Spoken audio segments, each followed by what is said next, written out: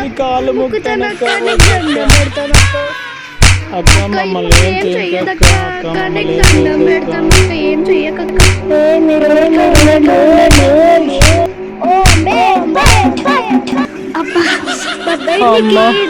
అమ్మా కొట్టిందమ్మా. ఎట్లా ఐసు నీ మగం చూడు ఎట్లయిందో.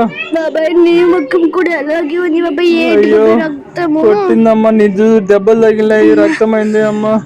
నన్ను కూడా కొట్టింది. వద్దమ్మా ఈ అమ్మతో. అక్క మళ్ళీ వచ్చావా అక్క? ఇంకో రౌండ్ వేసుకుంటావా అక్క? మమ్మల్ని వదిలిపెట్టక్క.